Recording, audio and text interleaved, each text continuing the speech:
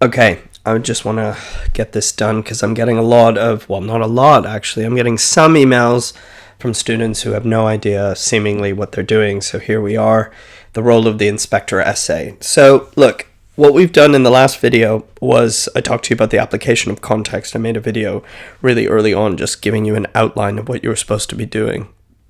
If you have not signed up to the Google Classroom, can you do so immediately? You can email me directly if you'd like access and you don't yet have that ability. Remember, for this unit so far, what you should have completed is the creative monologue and the non-fiction speech.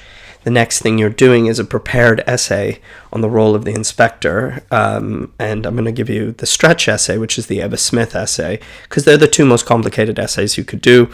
I'm looking for an introduction, at least 3 analytic paragraphs with context, and a conclusion. Okay, so I'm just going to walk you through this. Now, look, there are many types of questions there, but mostly they break down into theme or character. So here's some examples of some past questions. How does Priestley present Gerald's relationship with women?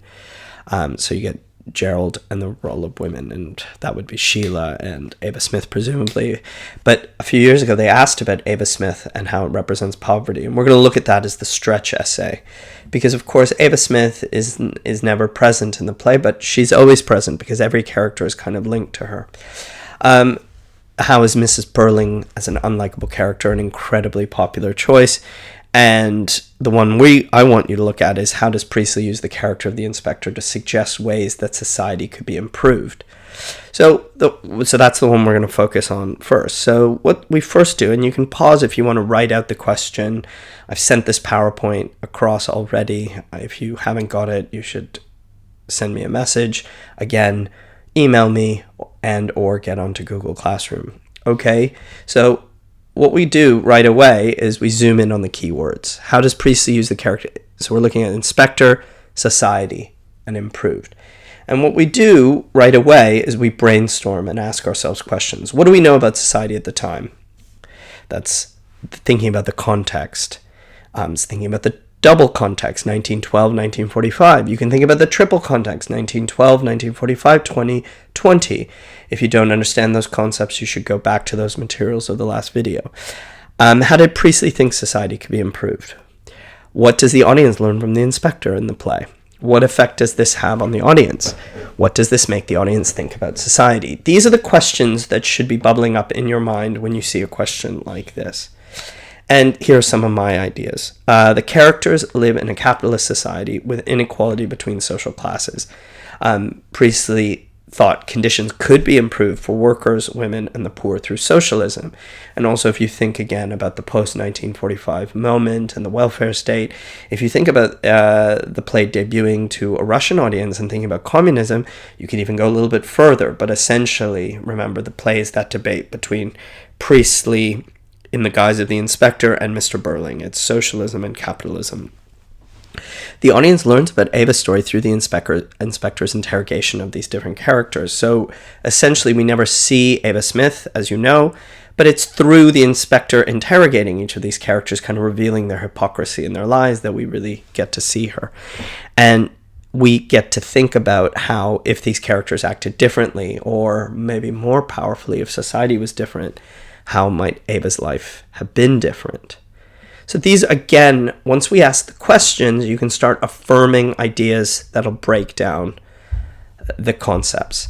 So the idea of society gives us the capitalist system, inequality between classes, and no welfare state. And then the no welfare state, and then the welfare state. So that already starts to get involved in some context. Socialism versus capitalism is kind of, as I've already said, is the pillar of the whole play. The more you know specifically what those terms mean and how they apply to the play, the better for you. You have Mrs. Burling's charity versus the establishment of the welfare state, and you just have class in general. The inspector saying or exposing a lot about class. So now we pick 3 characters. We go, I think the inspector and Mr. Burling, the inspector and Sheila, and the inspector and Mrs. Burling would graft on really easily onto this essay. So the next step I would do is I got to think about, well, what happens? What do I learn narratively or dramatically rather from these three relationships? So the inspector and Mr. Burling, I know that the inspector interrupts this big speech of Mr. Burling's. It was a way to kind of expose him. The inspector shows how Mr. Burling put Eva Smith out for being a striking worker, and the inspector implies that what Mr. Burling did was partially responsible for leading to her death. He fully rejects that completely, and over the course of the play, he only comes to accept this notion that he begs the inspector, he offers to bribe him. The only thing he's worried about, Burling, is his reputation.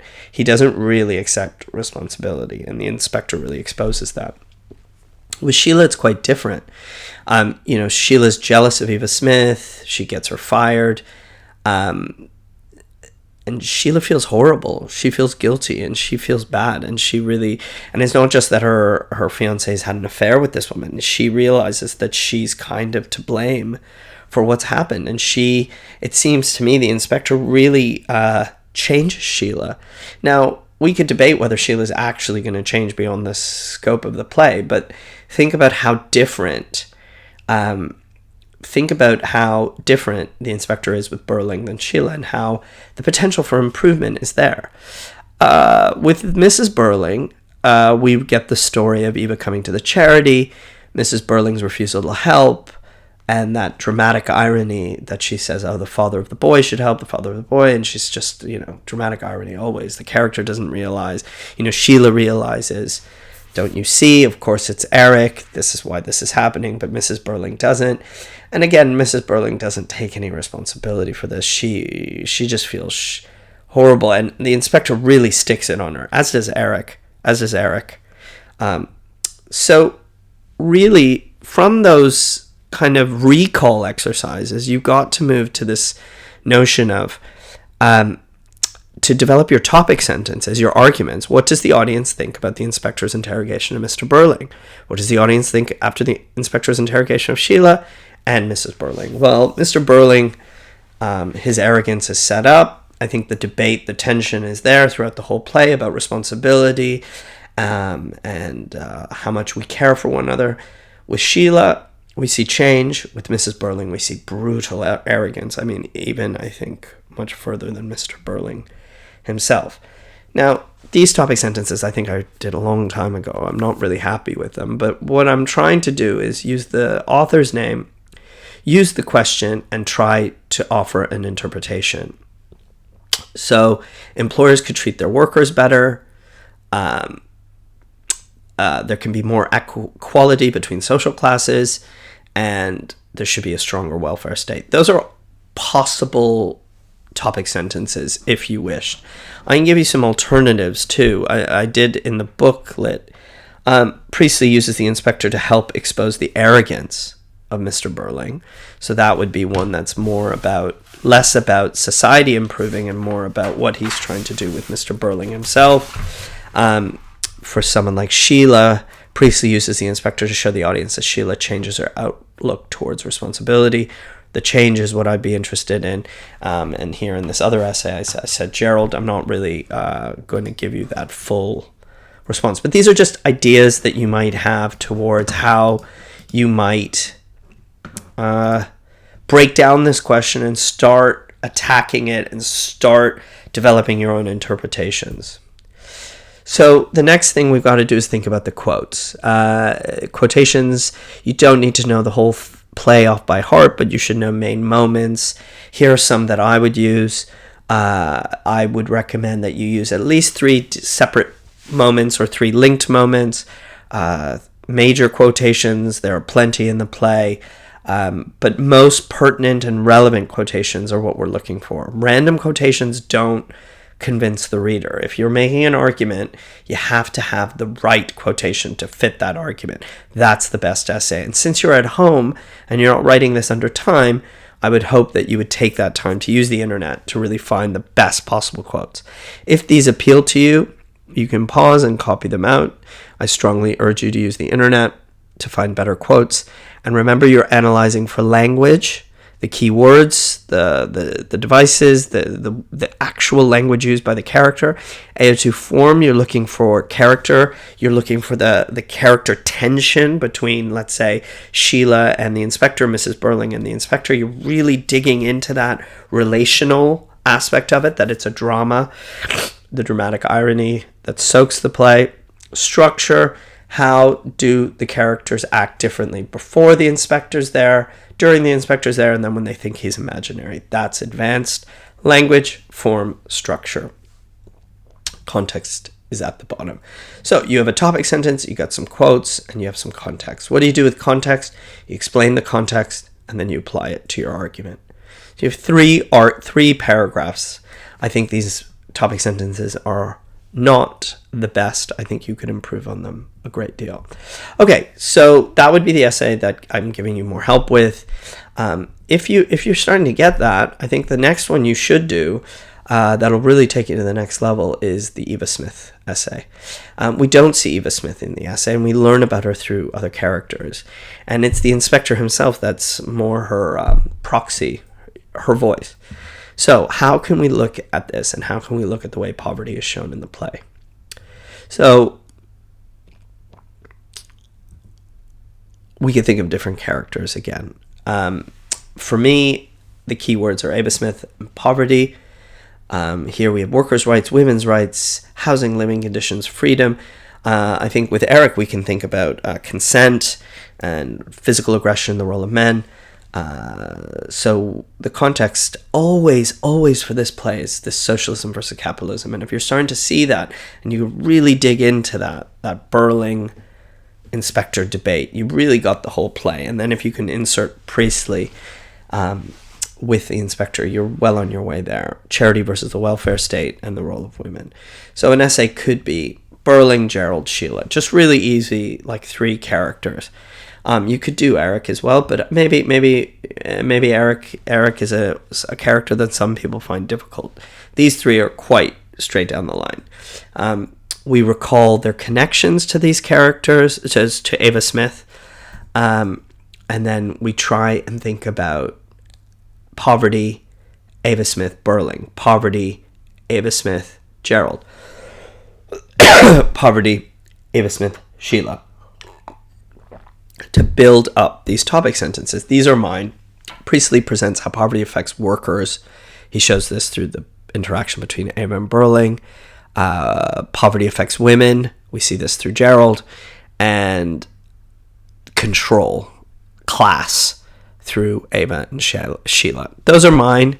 I think you could do better, and you can go further. Here are some quotations I would use. I think you could do much better than that, especially if you're at home and you have the internet and you have the whole play at your hand. But essentially, that is an essay structure for what I'm looking for in the analytic paragraphs. Now, if you wanted to really push out the boat, what you would do is not only the Eva Smith essay, but in the first paragraph, you talk about Burling and Eric. In the second, you talk about Gerald and Sheila. And in the third, you could talk about Mrs. Burling and the inspector, and really cover every character in the play and completely kind of encyclopedically deal with the play as a whole.